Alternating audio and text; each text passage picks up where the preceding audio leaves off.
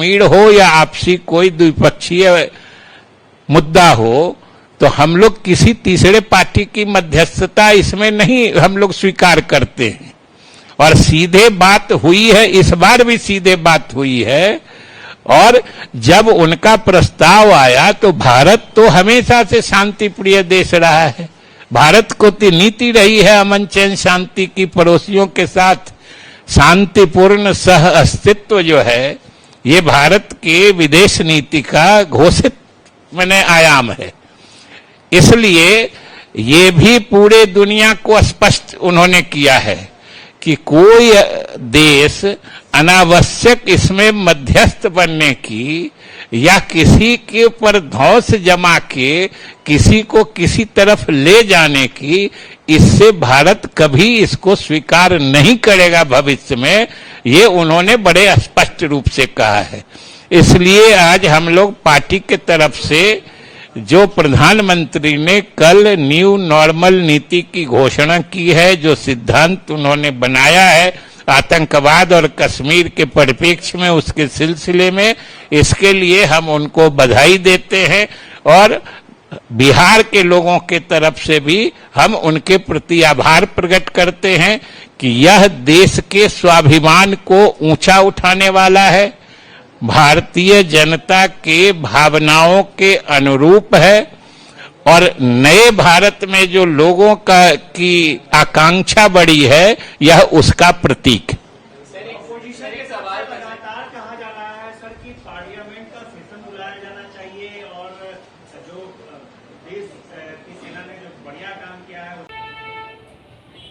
नमस्कार, मैं हूं अस्मी सराफ और आप देख रहे हैं ट्रेंडिंग न्यूज।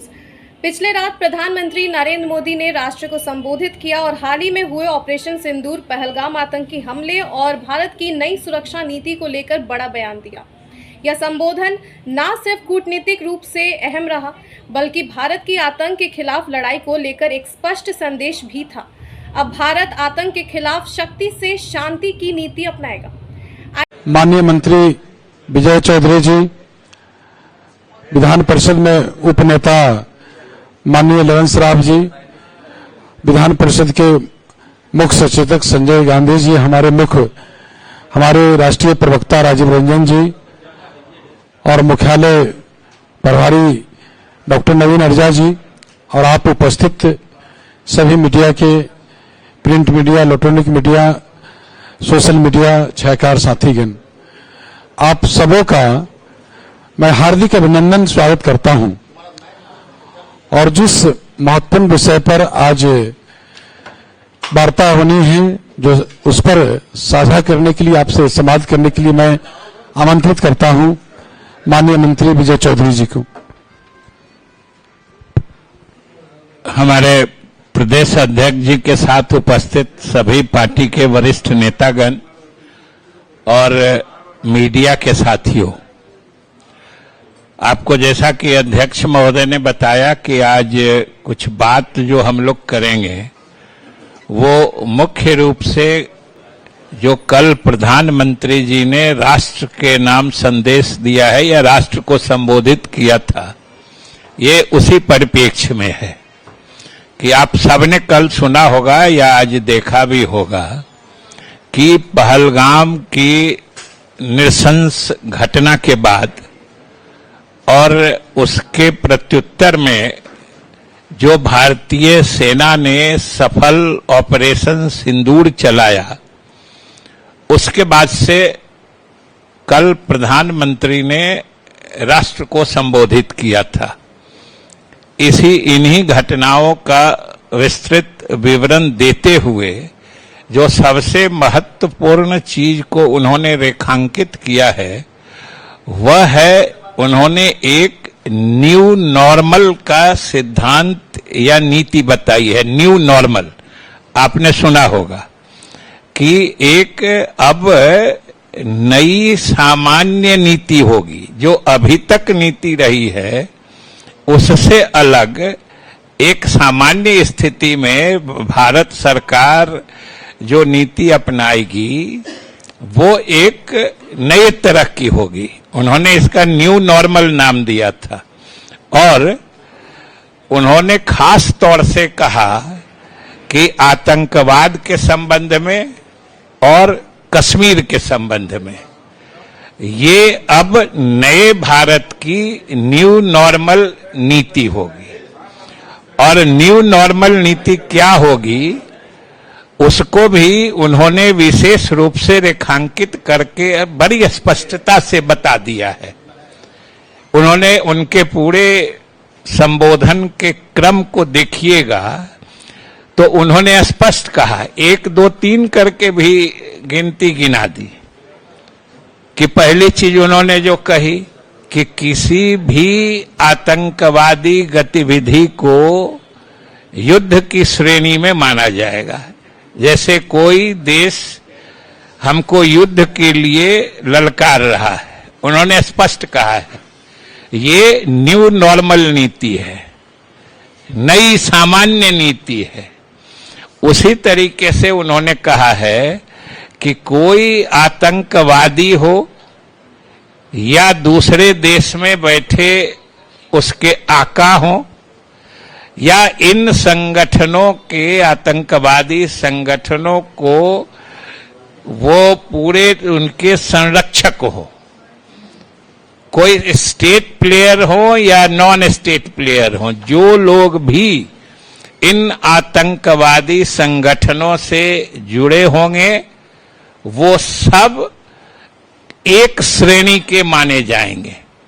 मतलब आतंकवादी हो या उनके आका हो या आका को संरक्षण देने वाली सरकार हो, सभी की श्रेणी एक होगी, क्योंकि सभी इस घृणित और विभत्स काम में सामान्य निर्दोष लोगों की हत्या में लगे रहते हैं।